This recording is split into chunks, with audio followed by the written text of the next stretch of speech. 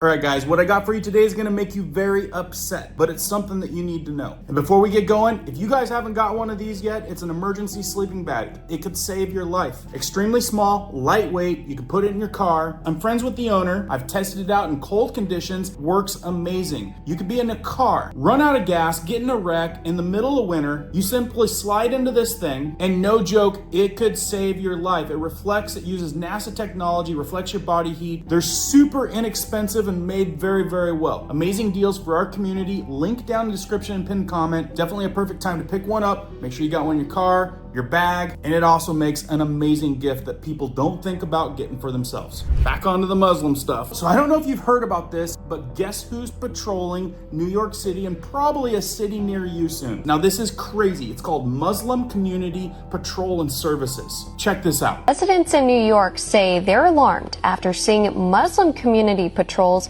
driving through their neighborhoods in what looked like police squad cars. One America's Pearson Sharp has the details. New Yorkers say they're shocked after seeing Muslim patrol cars roaming their neighborhoods like police squads. These Muslim community patrols just began operating in Brooklyn this year, and according to the Council on American-Islamic Relations, they are the first of their kind in the United States. The patrols sprang up as an apparent response to some 14 biased incidents against New York Muslims in 2017.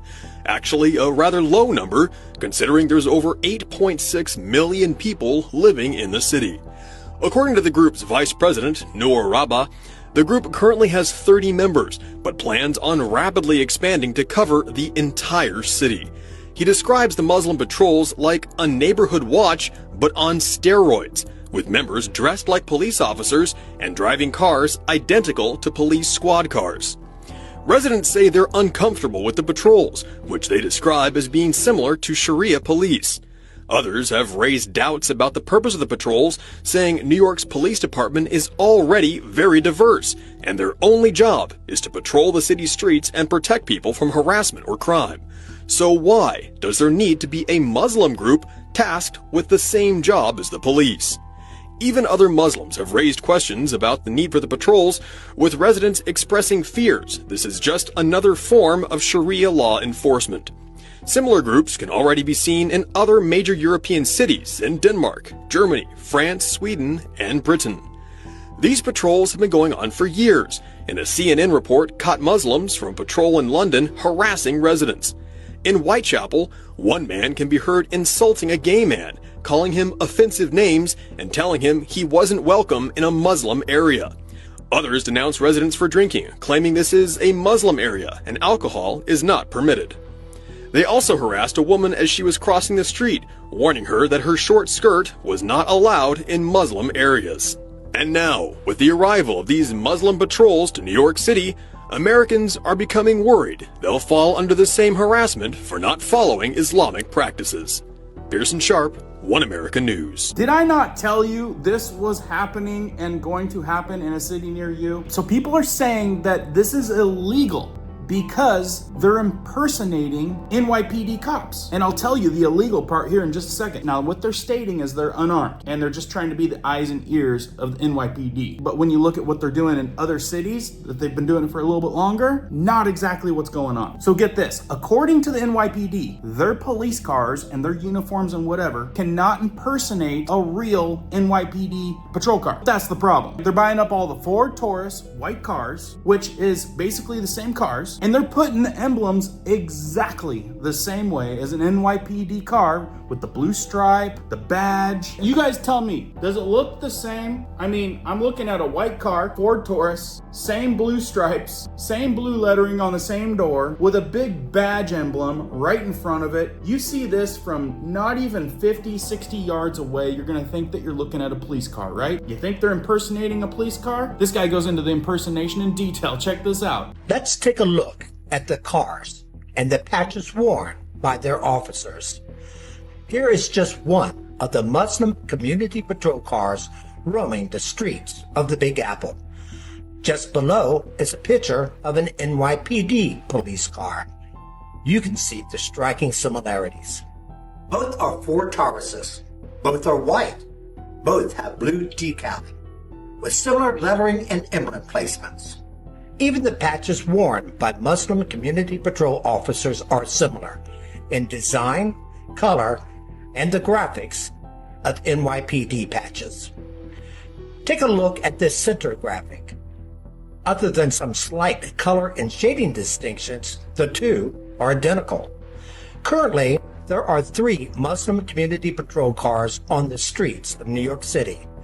By the end of summer 2019, with plans on purchasing 23 more in the near future. If they are successful, that will mean 30 Muslim patrol cars will be canvassing the streets of America's most visited city, and their intention is clear. They want to confuse both residents and visitors about whether they are an official branch of the NYPD.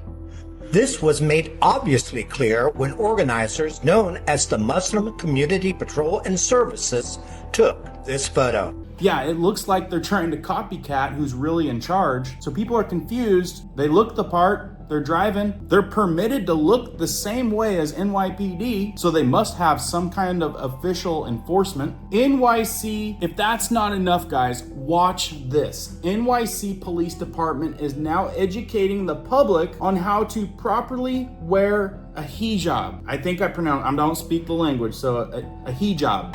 So I'm going to give you a little example. So ideally, because there's different ways, by the way. You can fit it how you want to, but you could make one side short, one side long, right? And then you put it over and over around your base. And some days you get creative. You can put a pin. I freestyle everything I do, as you can see. And then I just tuck it in right here. And you wrap it around to your quarters. Make sure your bosom is covered. There's different ways, but this is the most simple way that you can wear it. You're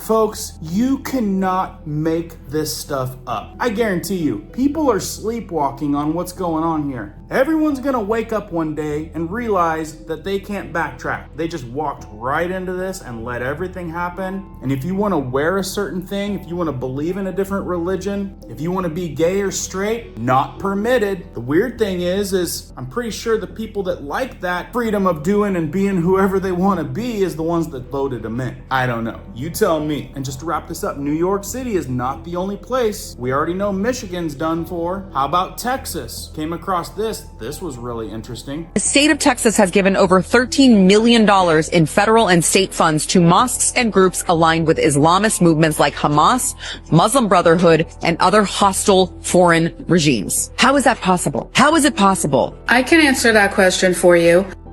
I have been talking about this and trying to explain. The Governor Abbott that you all love signed off on all of this money going to Islamic organizations in your state.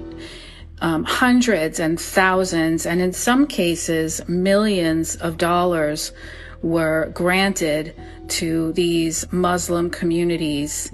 Most of them, as a matter of fact, 99% of them are tied to the Muslim Brotherhood, to Hamas, other pro-terrorist organizations.